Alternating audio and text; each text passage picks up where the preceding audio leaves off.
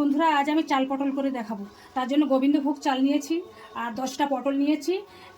ফোড়নের জন্য নিয়েছি গোটা গরম মশলা, 2টো তেজপাতা আর জিরে, আর কটা কিশমিশ নিয়েছি, 4টে-5টা পাকা কাঁচা লঙ্কা নিয়েছি, লবণ নিয়েছি, টক দই নিয়েছি, কাজু বাদাম বাটা নিয়েছি, আর এই কিছু গুঁড়ো মশলা নিয়েছি, আদা বাটা, একটু চিনি, হলুদ, লঙ্কার গুঁড়ো, জিরে গুঁড়ো, ধনে গুঁড়ো। এবার আমি গোবিন্দভোগ চালটা ভিজিয়ে দিচ্ছি। পটলটা এবার কেটে নেব। পটলগুলো আমি কেটে নিয়েছি। এবার একটা কড়াই বসিয়ে দিয়েছি। কড়াইতে দিয়ে দিচ্ছি সাদা তেল। পটলগুলো এবার আমি ভেজে নেব। পটলে আমি অল্প লবণ দিয়ে একটু মাখিয়ে নিচ্ছি। পটলগুলো দিয়ে দিচ্ছি তেলে।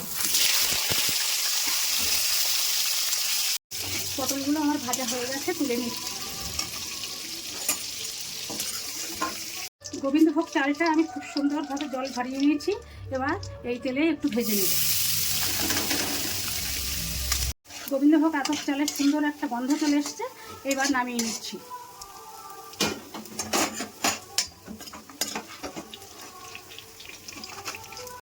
কড়াইতে একটু তেল দিচ্ছি।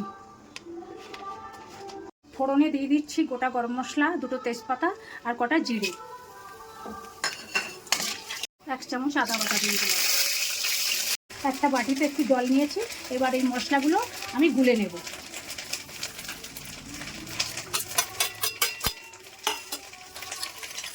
মশলাটা দিয়ে দিচ্ছি,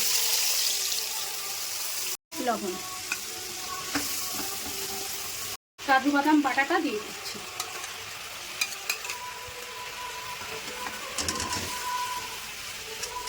দিচ্ছি টক দই,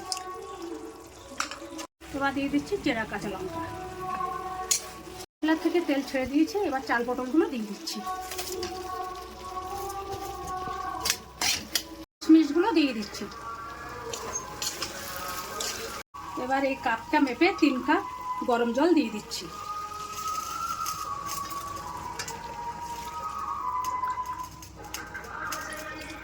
এবার ঢাকা দিয়ে দিচ্ছি।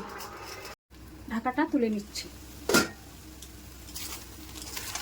চাল পটলটা আমার প্রায় হয়ে গেছে, ঝরঝরে হয়ে গেছে। এটা এবার একটু ঘি গরম মশলা দিয়েই নামিয়ে দেব।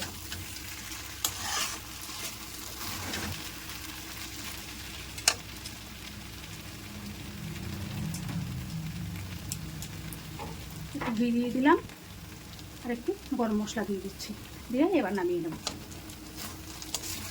রেডি আমার চাল পটলের রেসিপি। তা আপনাদের যদি ভালো লাগে আমার ভিডিওটা, তবে একটা লাইক, কমেন্ট, শেয়ার করবেন আর অবশ্যই একটা সাবস্ক্রাইব করার অনুরোধ রইল। আপনারা একবার খেয়ে দেখবেন।